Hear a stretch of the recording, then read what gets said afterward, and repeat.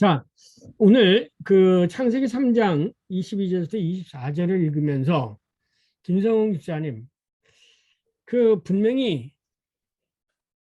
아담이 에덴 동산에 하나님하고 같이 있었죠. 네. 근데 쫓겨났죠. 네. 그런데 죽었습니까? 안 죽었습니까? 안 죽었습니다. 예? 안 죽었습니다. 안 죽었어요. 예, 예. 근데 뭐라 그랬어요? 성경상으로는 죽은 것으로. 죽은 것으로 돼 있죠. 예. 네. 우리가 이거를 생각해야 됩니다.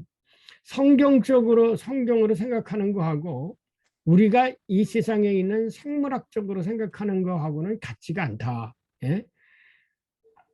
하나님이 선악을 알게 하는 나무를 네가 먹는 한 너는 정녕 죽으리라고 그랬어요. 그래서 하나님과 같이 동거동락하던 아담이 이 세상으로 쫓겨나왔죠. 그러나 생물학적으로는 살아 있었어요. 그렇죠? 그러나 죽기로 되어 있죠. 그러니까는 살아있으나 죽은 자, 산자 같으나 죽은 자, 요한계시록에 사대교회인가요? 거기에다 너희가 살았다는 이름은 가졌지나 이미 죽은 자라라고 한 것처럼 아담은 하나님께 말씀에 불순종하여 범죄하고 에덴 동산에서 쫓겨나서 생물학적으로는 살고 있었지만 그러나 그는 잠시 동안 사는 거죠. 이미 죽기로 언도를 받은 사람이죠. 그러니까 사형 언도를 받은 사람이 아직 집행이 안 되어가지고 감옥서에 있지만 그 사람은 이미 죽은 사람과 똑같은 거죠. 우리는 그런데 또 여기서 봐야 될 것은 그 에덴 동산에 있다가 그 동산에서 쫓겨나왔는데 신분상으로는 땅이지만 이 겉에 보이는 표면상 표면상으로는 그 에덴 동산에 있었던 모습이나 이 지상에 살았던 모습이나 다 똑같다는 거죠. 자, 오늘 이것이 이제 뭐냐면은 창세기 18장에 보면 하나님이 인간이 되신 모습을 이해하는데 하나의 똑같은 유형으로 이해를 할 수가 있습니다. 그래서 먼저 여러분들에게 보내드린 표를 한번 보고 그것을 이제 한 다음에 오늘 강의를 들으면 쉽게 이해할 수가 있을 것 같습니다. 자, 여기요. 아담이 하나님과 같이 생명나무가 있고요. 이것이 에덴이라고 하면은 에덴에서 하나님과 같이 살고 있었어요, 아담이. 그런데 여기서부터 쫓겨나와서 요 세상에 살고 있죠, 요 세상. 요게 세상이에요, 요게 세상. 이 세상에서는 인간이 육신의 육의 몸을 가지고 사는 거죠. 이미 죽기로 120살에는 죽기로 돼 있고 제한된 생명을 삽니다.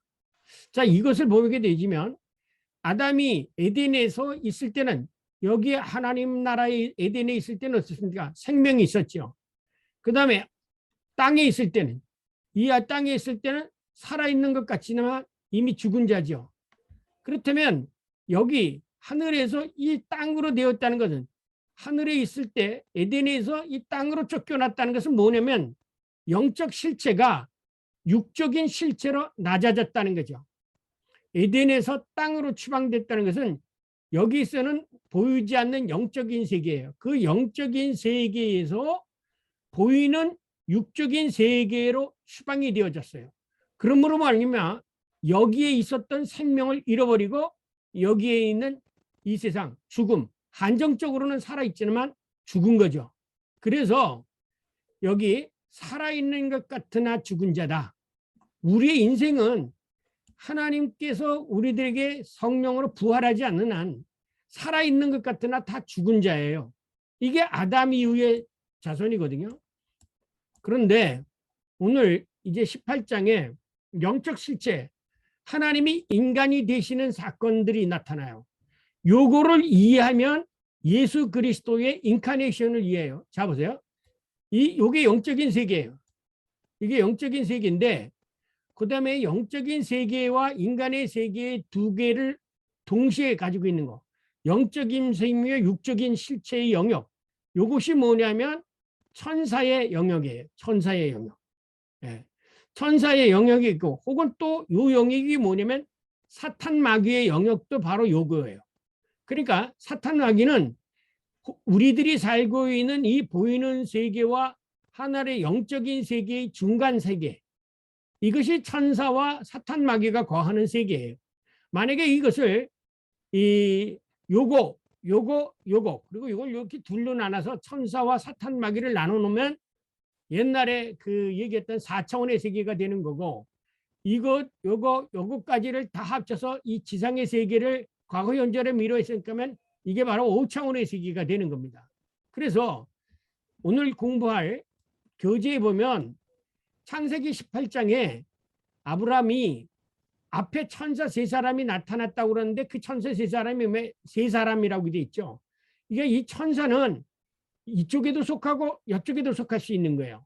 그러니까 여러분이 욥기에 보면은 사탄 마귀도 하나님의 저기에 성부자가죠. 그러니까 이 세계는 이 천사나 이 사탄 마귀는 하나님의 영적인 세계에도 속하고 이 지상의 세계에도 속하는 거예요.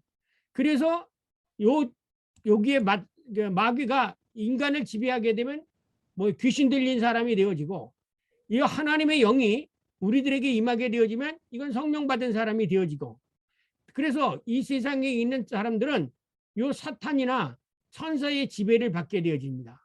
천사는 지배를 하는 게 아니라 도와주죠. 그러나 이 사탄 마귀는 우리를 유혹해가지고 우리를 지배하죠. 그래서 이 세상에 귀신 들린 사람이 많이 있는 겁니다. 그래서 요거를 하게 되면 이것을 헬라적인 사고로 표현한 게 뭐냐면 이 하나님을 로고스라고 표현하고 이것을 육신으로 생각했기 때문에 로고스 인카네이션이라고 말한 거예요.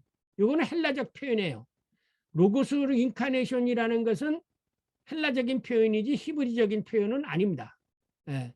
이것이 바로 곧 하나님이 인간의 형체를 입고 세상에 오신 것, 이것을 고테스 트랜스피그라치론이라고 합니다. 피그레이션, 하나님의 변형이에요. 마치 예수님이 변화산상에서 있었던 것처럼 하나님이 인간의 모습을 입고 이 땅에 직접 육신의 옷을 입고 이 땅에 오신 모습을 나타낸 게 창세기 18장에 나오는 천사의 3사람 모습으로 나타나는 모습이에요. 이것은 뭐냐면 하나님이 하나님의 영적 실제가 이 세상의 땅으로 다시 나타나는 하나님이 직접 나타나신 거예요. 하나님이 이 세상에 육신을 입고 나타난 것. 그래서 이것을 하나님의 인간됨이라고 말했습니다. 이 하나님의 인간됨을 바꿔 얘기하면 바로 곧 이게 예수 그리스도가 이 땅에 오신 로고스 인카네이션이에요. 하나님 예수님이 육신을 입고 이 땅에 오셨다 그랬죠. 그래서 빌립보서 2장 6절이면 예수를 하나님과 동등된 형상을 동등됨을 가지고 하나님의 형상을 버리고 땅에 죄의 형상을 입었다. 이렇게 해서 하나님이 그 모르페 하나님의 본체를 낮추셔서 인간의 본체로 되어지는 변형의 현상을 얘기한 게 바로 빌립보서 2장 6절. 이것을 소위 이제 케노시스 그리스도론이라고 합니다. 그 다음에 마태복음 17장하고 거기에 보면은 3번 예수님의 변형이 있죠. 예수님이 바로 요 사이에서 예수님이 영적인 것과 육적인 세계가 있는데 여기서 누구를 만까? 하늘에 있는 엘리야와 모세를 보죠. 그 엘리야와 모세는 이미 영적인 세계에 들어가 있는 사람이고요. 베드로와 요한과 야고보는 육적인 세계에 있는 사람입니다. 그런데 이게 이렇게 통일이 되지 않습니까? 예수 그리스도를 통해서. 그래서 이 사람들이 엘리야와 모세를 보죠.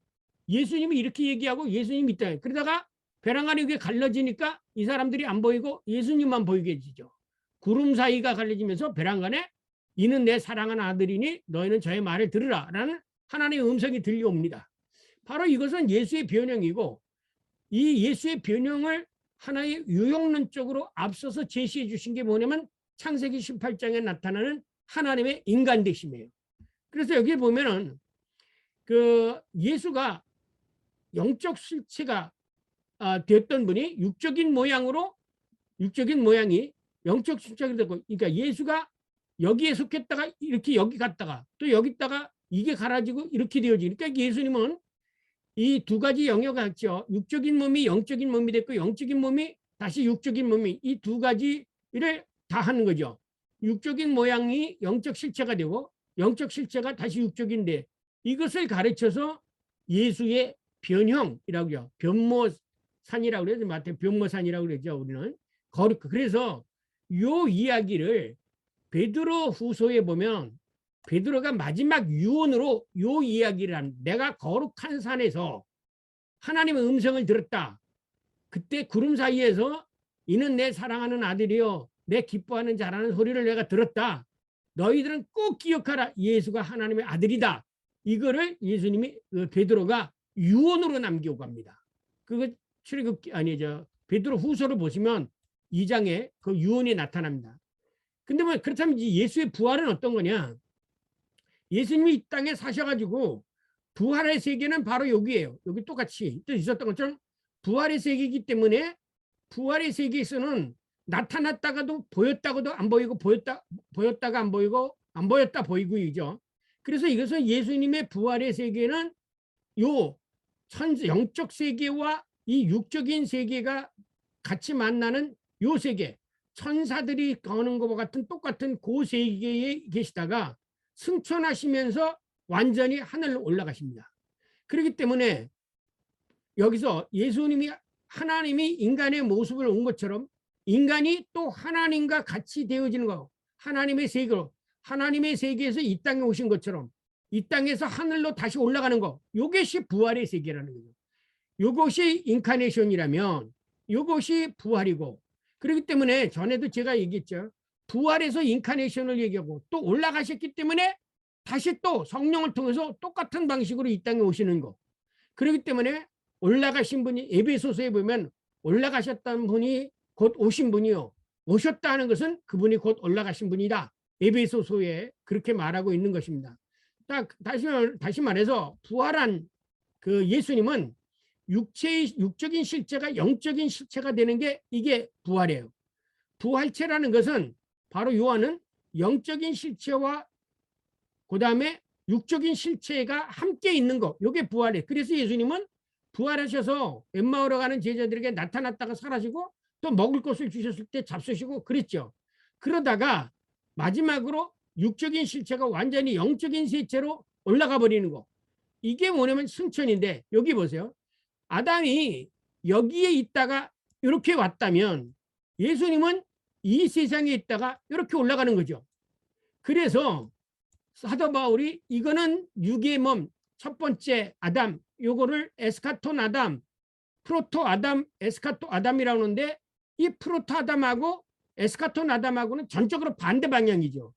프로토 아담은 하늘에서 영적인 생명을 누리다가 죄 때문에 여기 이 세상으로 와서 죽게 되었고, 그 다음에 예수님은 죽을 수밖에 없는 육신이지만 순종함으로 말미암아 부활하여 하나님의 이라고 간 거. 그러니까 이것은 아담의 운동이라면 이것은 예수의 운동이에요. 이것은 육의 몸의 운동이라면 이거는 영의 몸의 운동이에요. 그러니까 그래서 요렇게 예수님이 부활하신 것처럼 우리도 이렇게 똑같이 죽을 수밖에 없는 인간이 예수가 놓으신 이 십자가의 통을 통해서 하늘나라에 가는 거. 요게 바로 우리들이 부활해요. 그래서 예수의 부활이 곧 나의 부활이 되는 거예요. 믿음으로. 그러니까 이렇게 생각한다면 여기 태초 인간이 아까 창세기 3장 22절부터 읽은 거하고 요새에서 서로 정반대, 방향이 역방향이죠. 이 방향은 땅으로 아로 내려오는 거, 이건 올라가는 방향.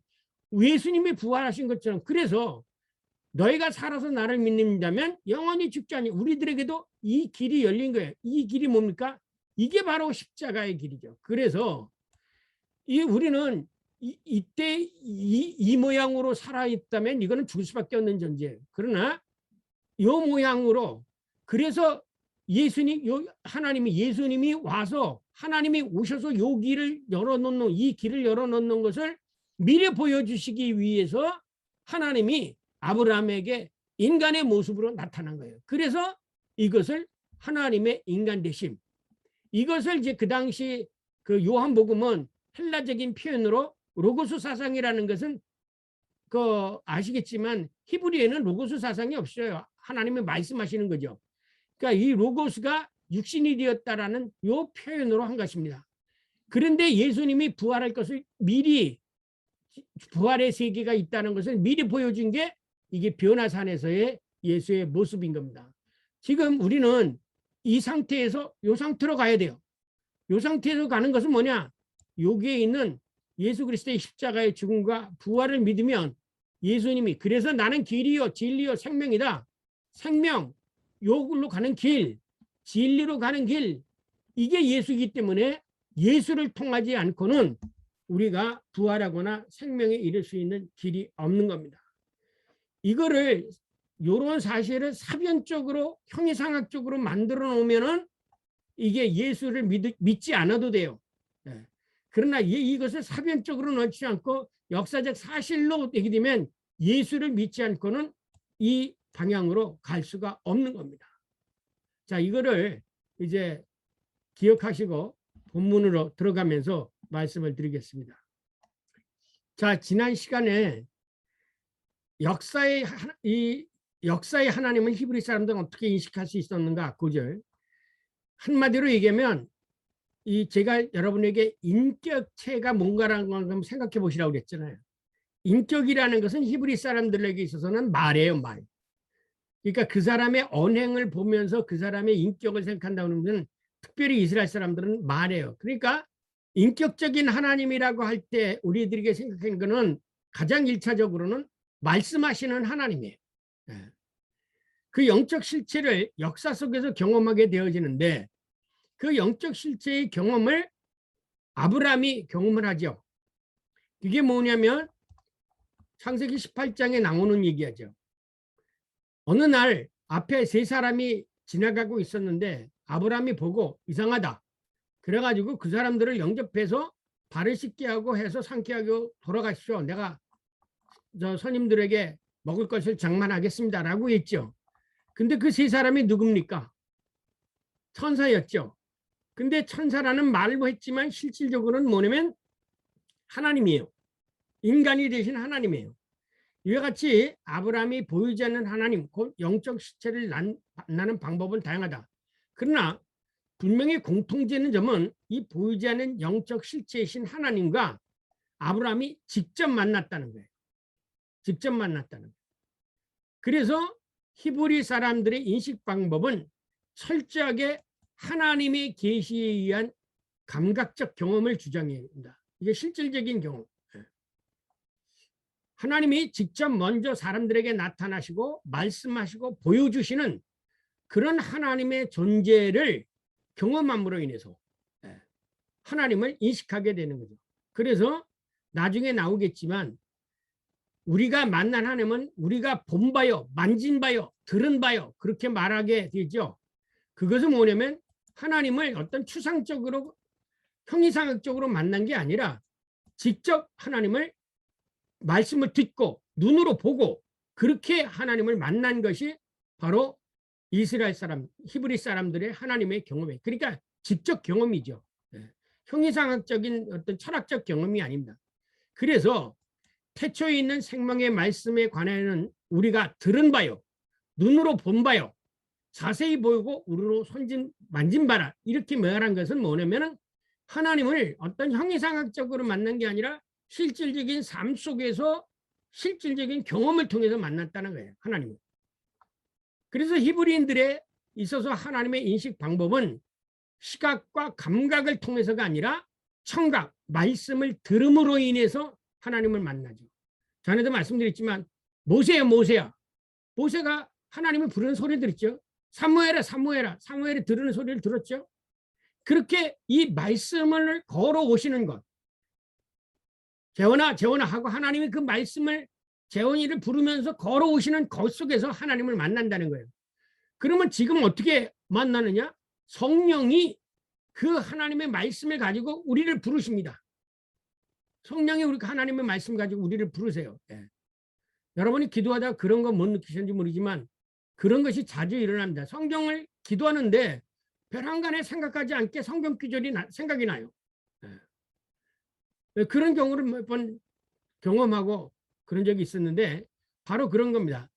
따라서 인간은 단지 하나님의 말씀을 걸어올 때만 하나님을 인식할 수 있는 것이지 인간이 스스로 하나님을 인식할 수 있는 게 아니에요.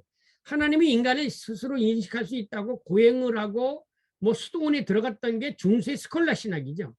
인간이 하나님을 찾아가는 거, 이건 종교예요. 하나님이 우리를 찾아오시는 거, 이게 기독교예요. 그렇다면 히브리 사람들은 하나님이 히브리 사람들을 찾아올 때 하나님을 만났지, 히브리 사람들이 먼저 하나님을 만나러 뭐 산 높은 데 올라가고 그런 것이 없었어요. 하나님이 이 땅에 찾아오시는 거, 내려오시고 말을 걸어오시는 거, 그때 하나님을 만난 거예요. 그렇다면 이것이 오늘 여러분들이 하나님의 말씀을 선포할 때 평신도들이 하나님을 만나는 거예요. 그 말씀을 통해서. 아, 하나님이 이런 분이시다. 아, 하나님이 내가 고민하고 있었는데 오늘 목사님을 통해서 이런 말씀을 주셨다. 이렇게 하나님을 만나는 거예요. 이게 오늘날 현존에 계시는 하나님을 우리는 말씀으로 만나는 거예요. 옛날에는 외행하고 사도 바울이 담에색 가다가 사오라 직접 들었지만, 오늘은 성령을 통해서 성경에 기록된 말씀을 가지고 우리들에게 만나는데, 그 만남의 장소가 어디냐? 교회라는 거죠. 선포된 말씀을, 이거를 굉장히 강조한 사람이 칼바르트예요. 그래서 목사 입을 통해서 성령이 하나님의 말씀을 선포할 때 그 말씀을 듣는 사람들이 하나님을 만나게 되었습니다. 그런 사람들이 무슨 산에 가서 혼자 해서 하나님을 만나는 게 아니에요. 말씀을 들을 때. 그래서 믿음은 들음에서 온다고 그랬잖아요. 그 말씀을 들을 때 하나님을 만난다는 거, 이것이 히브리 사람들의 생각입니다. 그래서 그 쉐마 이스라엘아 들으라. 쉐마 이스라엘아. 그래서 하나님의 말씀을 선포하는 것은 평신도로 하여금 하나님을 만나게 해주는 거예요. 이것이 굉장히 중요하다는 거, 목회에서 중요하다는 걸 아시고요. 그 다음에 이제 결론적으로 말해서 히브리인들은 보이지 않는 영적 신체의 존재를 하나님의 말씀을 듣고 따름으로써 인식하였다. 이렇게 보이지 않는 영적 실체를 말씀으로 경험하는 기사는 구약의 많은 인물들에 대한 증언에서 반복적으로 나타납니다. 아브라함, 야곱, 모세, 그 다음에 여호수아, 그 다음에 또 사무엘, 그 다음에 예언자, 수많은 사람들이 다 하나님의 말씀을 들어요. 그 말씀을 들음으로 인해서 하나님이 나를 부르신다. 그게 이제 그걸 경험을 하게 되어지는 겁니다. 그리고 말씀도 듣고. 자, 보이지 않는 영적 실체가 인간의, 그렇다면 이 보이지 않는 영적 실체가 육신을 입고 발현을 한 사건을 우리는 아브라함에 나타난 천사에 관한 기사에서 발견할 수 있다. 창세기 18장 12절과 1절에 잘 아시죠, 여러분요? 여호와 하나님이 구체적인 한 인간의 형상을 입고 이 역사 속으로 발현하십니다. 나타났다는 거죠. 18장에 보면 여호와께서 마물의 상수리 숲을 근처에서 아브라함에게 나타나시니라. 1장이요. 정오쯤에 그가 장문함에 있다가 눈으로 본즉 사람 셋이 맞은편에 섰는지라. 그런데 그 기사를 가만히 보세요. 이 세 사람이 누굽니까? 바로 여호와 하나님이에요. 그럼 왜 천사라는 말을 썼는가? 전에도 말씀드렸죠. 히브리 전통에서는 하나님이라는 것을 함부로 말할 수 없기 때문에 그 중간에 천사라는 말을 집어넣어요. 그래서 호렙산에서 가시덤불에서도 천사가 모세를 부르는 것처럼 얘기하고 실질적으로는 하나님이 모세를 부르는 것으로 되어 있죠. 여기 세 사람이 바로 곧 하나님이시라는 거예요. 아브라함이 눈으로 목격한 이 세 사람은 하나님의 사자, 곧 이사생에 발현한 하나님의 여호와 하나님 자신입니다. 따라서 아브라함에게 나타난 세 사람은 보이지 않는 영적 실체이신 여호와 하나님이 역사 속으로 육신을 입고 들어온 것을 의미한다. 아까 맨 그림 첫 번째를 기억하세요. 아담도 영적인 하나님의 세계에 있다가 이 땅에 쫓겨와서 이 땅에 있는 것처럼 하나님도 영적인 세계에 있다가 아담의 세계, 아담이 살고 있는 이 세상에 육신을 입고 이 땅에 오신 거예요. 그러면 아담이 천상의 세계에 있다가 이 땅에 오는 것이 가능했다면, 아니 하나님이 천상의 세계에 있다가 이 땅에 육신을 입고 오는 것도 그것도 가능하죠. 자, 이 세 사람은 보이지 않는 하나님의 여호와 하나님의 역사 내적 발현을 증언하는 것이다. 아브라함과 대화를, 그런데 이 아브라함과 대화를 실질적으로 말을 하시죠. 그분이 실제로 여호와 하나님이 인간을 잊고 역사 속에 발현한 것으로서 우리는 이해해야 된다. 그러니까 옛날에는 아브라함이 하나님을 만났을 땐 보이지 않는 가운데서 말소리만 듣다가 그 말소리가 실질 말씀만 하던 얼굴은 보이지 않던 그 하나님이 실질적으로 육신을 입고 나타난 게 아브라함에게 나타난 이 세 사람이라는 거죠. 그렇다면 하나님이 마리아의 몸으로 육신을 입고 나타나는 것도 가능하다는 게 유형론적으로 똑같은 거예요. 그러니까 아브라함에게 세 사람의 모양으로 육신을 입고 나타난 것이나 하나님께서 마리아의 몸에서 그 하나님의 아들이 태어나는 거나 육신을 입고 아들이 태어나는 거나 똑같다는 거죠. 이런 해석은 여호와의 사자 혹은 천사의 모습으로 발현하는 여호와 하나님의 직접 음식을 잡수셨다는 점에서 그 전거를 찾습니다. 이게 만약에 음식을 잡수지 않았다면 환상이다 이렇게 얘기하겠죠. 근데 실질적으로 와서 음식을 잡수시잖아요. 인간이 되셨다. 또 마찬가지에 예수님이 부활하셨을 때 예수님도 제자들을 보는 앞에서 여기 먹을 거 없느냐 그렇잖아요. 그리고 잡수시잖아요. 예수님이 그걸 안 잡수셨으면은 이거 환상을 봤다 그랬을 거예요. 여기도 똑같은 거예요. 이 세 분이 천사라고 얘기하면서 음식을 먹어요. 똑같이 예수님은 거꾸로 부활하셔서는 음식을 잡수세요. 그렇다면 이 예수님의 모습이나 지금 이 세 사람의 모습이나 똑같이 시간과 공간, 영적인 세계와 육적인 세계와 결합된 그 영역에서 지금 활동하고 계시다는 것을 알 수가 있죠. 세 사람의 천사들은 아브라함이 대접한 음식을 받아 먹는다. 그들이 먹으니라 그랬어요. 그리고 롯이 그들에게 또 이 세 사람이 가져 누구에로 갑니까? 롯에게 갔지 않습니까? 그때 가서도 이 세 사람이 천사들이라는 사람들이 음식을 먹습니다. 그렇다면 이 사람 하나님이 실질적으로 육신을 입고 오신 분이 바로 있었구나. 아브라함에게 이거를 하나의 예수 그리스도가 이 땅에 오신 거에 전거로 유형론적 전거로 이해할 수가 있습니다. 그런데 아브라함에게 나타난 하나님의 사자가 음식을 먹었다는 것은 그들이 육신 없지만 눈에는 보이지 않는 영성 실체가 아니라 육신 없지만 눈에는 실제로 육신을 입은 하나님이라는 사람이라는 것을 증명한다. 이와 상응하게 부활하신 예수께서도 제자들 앞에서 여기 먹을 것이 없느냐 하시고 이에 구운 생선 한 토막을 드리니 받으사 그 앞에서 잡수셨다. 이렇게 말합니다. 따라서 실제로 몸으로 부활하셨다는 것을 입증하는데 이게 뭐냐? 예수님이 음식을 잡수셨다는 거예요. 그런데 이거를 부활한 사람이 음식을 잡수셨다는 걸 이해할 수 없으니까 사람들은 환영이라고 생각해요. 환영. 신학자들은 환영이라고 생각해요. 그러면서 예수님이 뭐라고 그랬습니까? 내 손과 발을 보고 나인 줄 알라. 또 나를 만져보라. 영은 뼈와 살과 뼈가 없을 때 너의 보는 바와 같이 나는 인이니라. 그러므로 아브라함에게 나타난 세 사람은 단지 영적 실체로 존재하는 여호와 하나님이 실제로 육신을 가진 구체적인 인간으로 이 세상 역사 속으로 발현하셨다는 것을 입증해 주는 것이다. 보이지 않는 영적 실체가 때로 구체적인 한 인간의 모습을 입고 역사 속에 발현하시는 것은 여호수아의 기사에서도 발견됐다. 네. 여호와의 군대 대장이 여호수아에게 이르되 네 발에서 신을 벗으라. 네가 선 곳은 거룩하니라 하니 여호수아가 그대로 행하니라. 자, 이 기사를 보면은요, 여호수아에게 직접 사람이 나타났죠. 근데 이게 왜 천사장이잖아요. 그러니까 천상에 있는 존재가 이 육신에 보이는 존재로 변형이 될 수 있는 것, 이것을 학문적 용어로 헬라어로 뭐라고 얘기냐면 히포스타시스라고 얘기합니다. 히포스타시스. 그래서 삼위일체를 얘기할 때 세 번 하나님이 커다랗게 히포스타시스를 하셨다.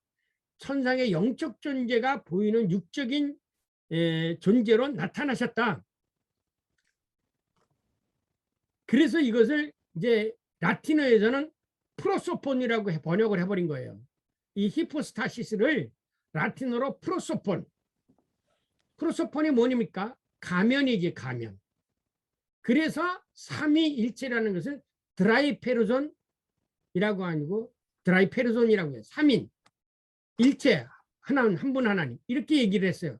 그러니까 뭐냐면은 이 히포스타시스, 헬라어로는 히포스타시스지만 히브리 속에서는 하나님이 실질적으로 자기의 모습을 인간들에게 나타나는 세 가지 유형이 있다라는 거죠.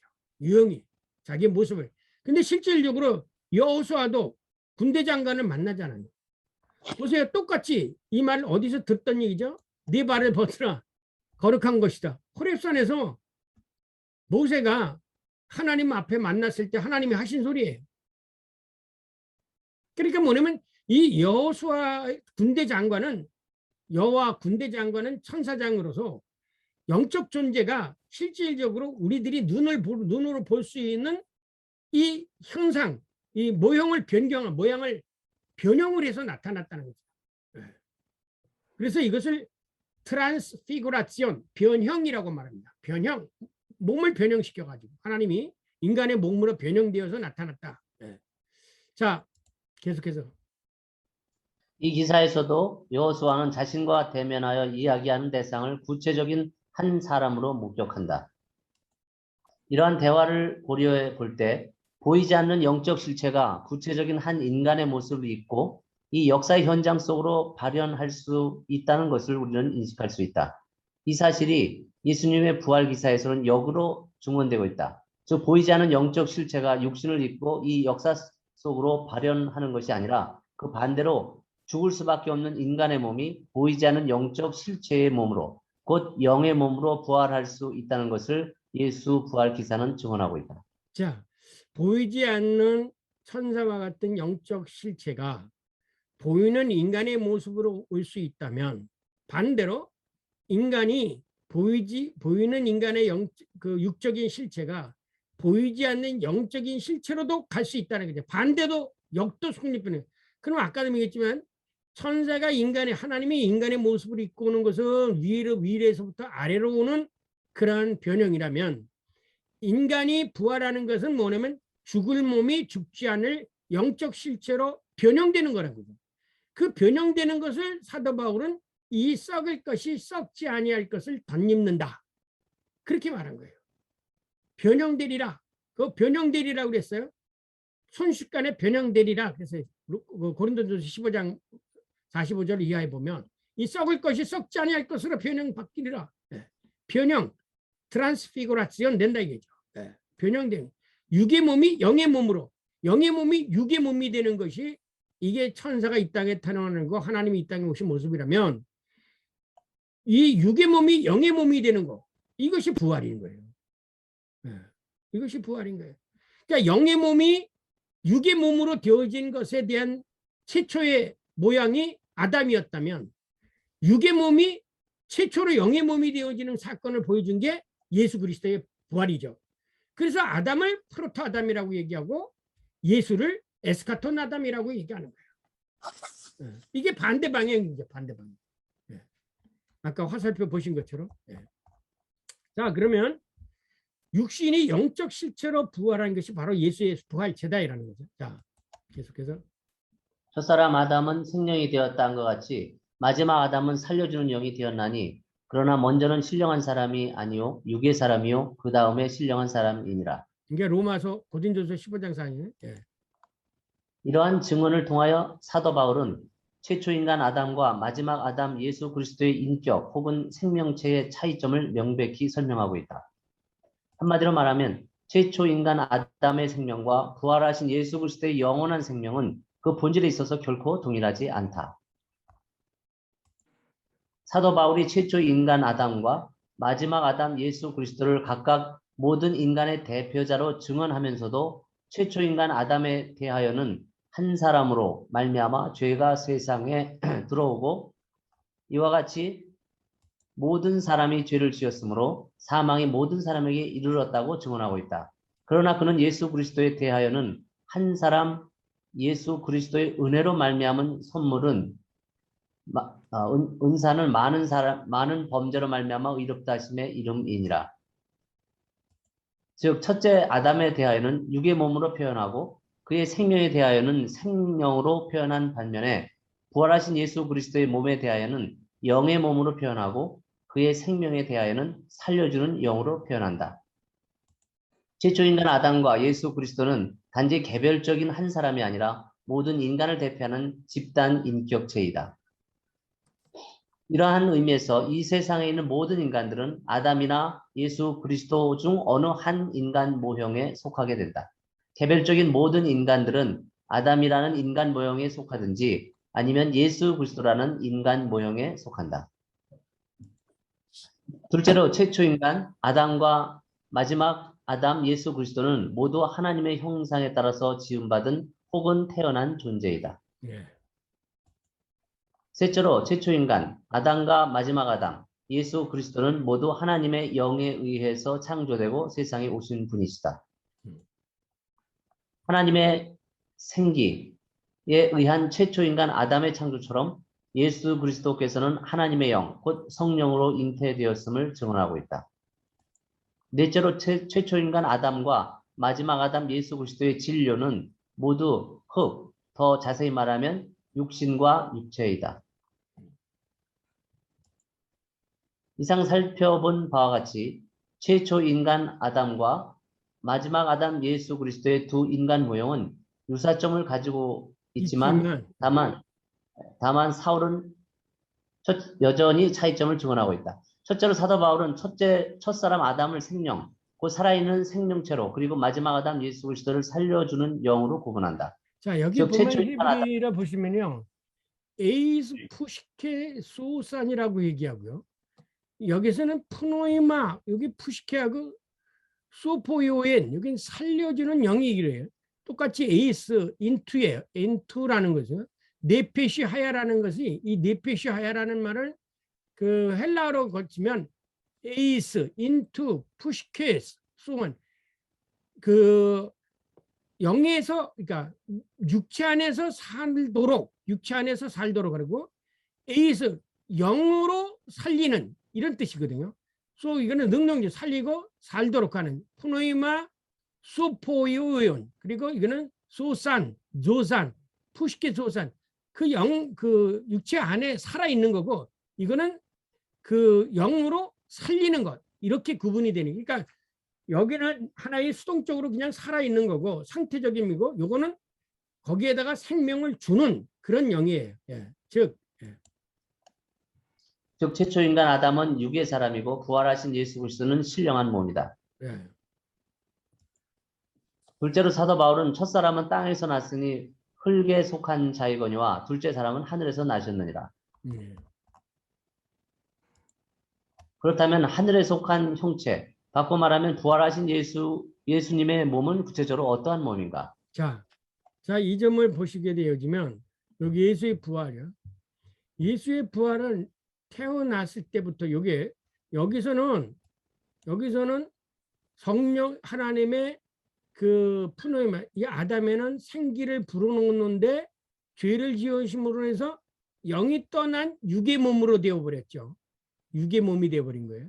근데 예수님은 태어날 때부터 뭐가지면 똑같이 성령이 들어가지고 잉태에 되어가지고 여기 이 지상에 살아계실 때 몸은 육신이 있지만 항상 뭐가 함께 하나님의 영이 함께 하셨어요.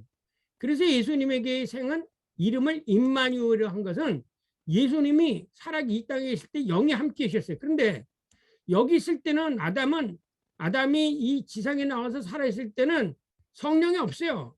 성령이 떠났어요. 이미 그 생명의 영이 아담에게는 없는 거예요. 여기 생명의 영이 떠나고 생명은 여기 있었잖아요. 생명나무. 근데 예수님은 여기 있기 때문에 대신 여기는 불순종, 여기는 순종 해가지고 다시금 부활을 했죠. 그래서 열려 올라가는 거죠. 그러니까 예수님이 가지고 있는 이 육신의 몸을 이제 순종으로 말미암아 영적 실체, 그 영적 실체로 변형되는 거, 이게 부활이라는 거예요. 여기는 영적 실체가 육의 몸으로 변형되는 거, 이건 타락해서 이 세상에 온 거고, 예수님은 우리들과 똑같은 육신을 가진 몸이지만 성령으로 인해서 부활. 그래서 뭐라 로마서 3장 육신으로 말할 거는 다윗의 혈통 속에서 났고 성결의 영으로는 죽은 자 가운데서 부활했다 그랬잖아요.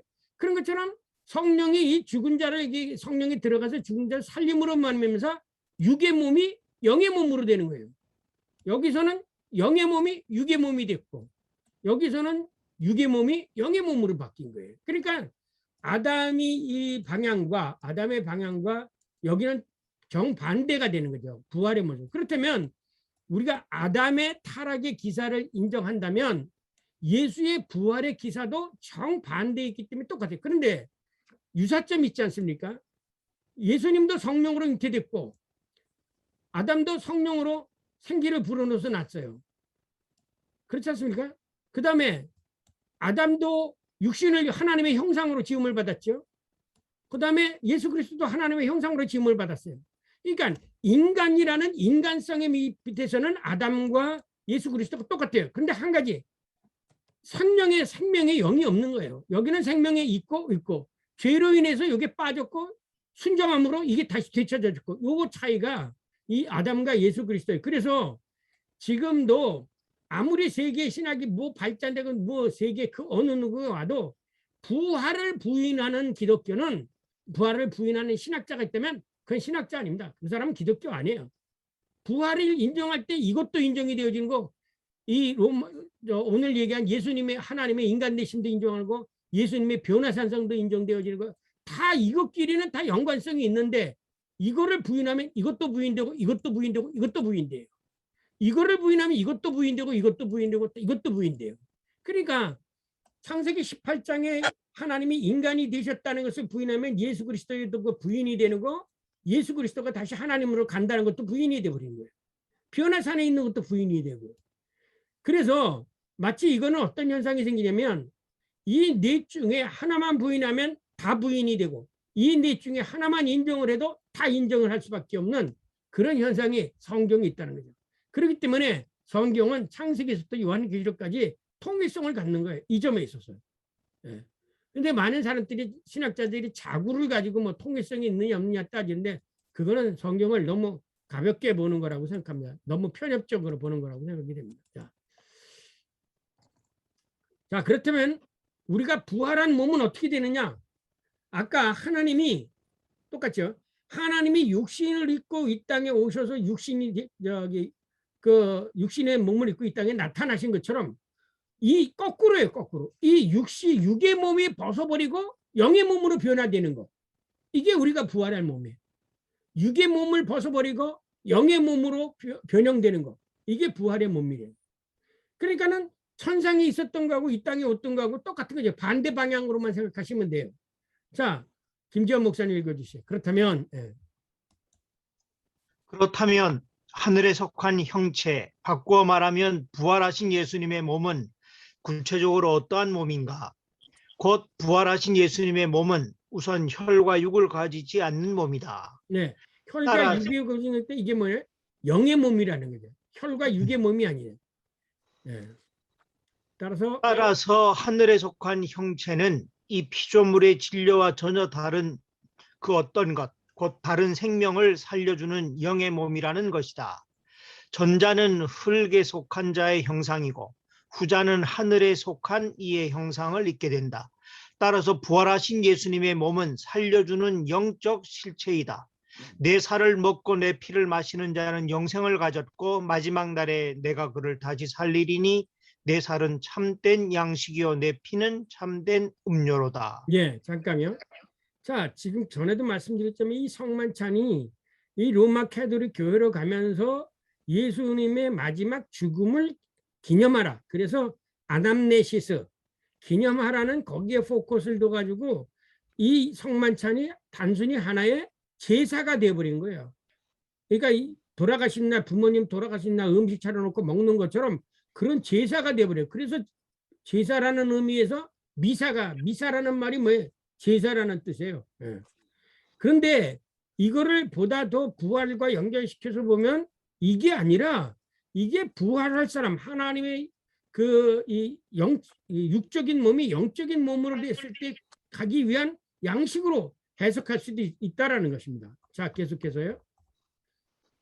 그렇다면 여기서 개발적인 질문이 생긴다. 부활하신 예수께서 음식을 잡수셨는데 하늘에 속한 영적 형체를 입고 부활한 영의 몸도 음식이 필요하는가? 그렇다. 예수님의 부활체 역시 몸이기 때문에 음식을 필요로 한다. 그래서 예수님은 내게는 너희가 알지 못하는 먹을 양식이 있느니라. 부활한 우리 몸의 양식은 예수 그리스도의 몸 그 자체 바꾸어 말하면 하나님의 말씀이다. 예, 자 보세요. 예수님이 그 시험 당하셨을 때 떡 문제 하니까 뭐라고 답변하십니까? 이렇게 답변하셨죠. 사람이 떡으로만 살 것이 아니라 하나님의 입에서 나오는 말씀으로 살 것이다 그랬어요. 우리는 이거를 해석할 때 단순하게 우리는 이 세상에서 뭐 윤리적인 면으로 혹은 뭐 교훈적으로 하나님의 말씀을 믿고 살아야 된다. 이런 어떤 윤리적인 면으로 얘기하지만 이게 아니에요. 왜냐하면 이 하나님의 말씀이 우리들의 양식이라는 거예요. 양식. 육의 몸은 무슨 말이면 떡이 필요하죠. 그러나 영의 몸은 영적 양식이 필요한 거예요. 그 영적 양식은 말씀이에요. 하나님의 말씀. 그 하나님의 말씀을 다시금 성만찬으로 비유해서 내 살과 내 피가 너희들에게 줄 것이다. 이렇게 말씀하셨는데 여러분이 이제 그 예수님의 그 순환 그러니까 시험 기사를 잘 읽으실 때 요게 신명기 8장 3절을 인용하셔가지고 예수님이 사람이 떡으로만 살 것이 아니라 하나님의 입에서 나오는 말씀으로 살 거리가 그랬거든요. 그러면 그냥 그걸 듣고 뭐 우리가 도덕적으로 뭐 윤리적으로 살아가기 위해서 필요하다 그런 말씀이 아니라는 그건 하나님의 말씀을 너무 약하게 해석하는 거죠. 왜냐? 베드로가 뭐라지? 생명의 말씀이 계시오면 내가 어디로 가오리까 그랬어요. 예수님을 보고. 이 말씀이 곧 생명이에요. 네, 생명이에요. 그러니까 우리들에게 생명을 주는 것은 그 먹을 양식, 왜냐하면 우리가 육의 몸을 있을 때는 물질이 필요하지만 영의 몸에 있을 때는 하나님의 말씀이 양식이라는 거예요. 그래서 예수님이 사람이 이제 육신의 몸도 있지만 영의 몸도 있기 때문에 사람이 떡으로만 살 것이 아니라 하나님의 말씀으로 살 것이라는 말을 한 것은 이 하나님이 부활의 몸까지 다 생각을 해가지고 하나님의 말씀으로 살아야 된다 이렇게 얘기했는데 이 말씀은 어느 주석자가도 이것을 하나님 나라의 양식으로 생각을 하지 않아요. 그래서 우리는 이 땅에서 이 말씀을 먹어야 사는 거예요. 영생할 수 있는 거예요. 밥을 먹어서가 아니라 먹을 그 육식 고기나 떡을 먹어서가 아니라 이 말씀을 먹어야 영생을 할 수가 있는 거예요. 그런데 이 말씀을 사람들이 먹으려고 하지 않죠. 이 말씀. 그래서 하나님의 말씀을 선포할 때 스데반이가 선포할 때 귀를 귀막고 안 들으려고 했고 그 다음에 예언자들이 하나님의 말씀을 선포할 때 다 귀막고 이스라엘 사람들이 안 들으려고 했어요. 왜? 이 생명의 양식을 안 먹으려고 하는 거예요. 오늘날도 이 말씀의 생명의 양식을 전하는 게 아니라 다른 사람들에게 쓰잘데없는 것을 전하고 있어요. 이 말씀이 교회에서 살아나야 돼요. 생명의 양식을 살아나야 돼요. 교인들에게 배고프지 않도록 이 말씀을 주셔야 돼요. 그래서 예수님께서도 뭘 먼저 합니까? 그 산상 설교할 때 먼저 말씀을 먼저 주시잖아요. 그리고 배고프니까 오병이어의 기적을 베풀어 가지고 일용할 먹을 것을 주신 거예요. 근데 교인들이 목사님으로 선포되는 이 말씀을 사모하지 않으면 이 세상적으로 병들어 버리는 거예요. 그렇다면 부활하신 예수님 왜 제자들에게 여기 먹을 것이 없느냐 물으셨나 이런 질문이 생기겠죠. 그것은 예수님의 몸의 부활을 증언하기 위해서다. 음식을 잡수신 부활하신 예수님. 예수 그리스도의 부활체, 곧 부활의 육체성 증명하는 것은 그리스도교 신학의 가장 핵심적인 주제이다. 그런데 예수 부활의 육체성을 증언하는 결정적인 요소는 부활하신 예수께서 몸을 입으시고 음식을 잡수셨다는 데 있다. 그들과 함께 음식 잡수실 때에 떡을 가지사 축사하시고 떼어 그들에게 주시니 그들의 눈이 밝아져 그인 줄 알아보더니 예수는 그들에게 보이지 아니하시는지라.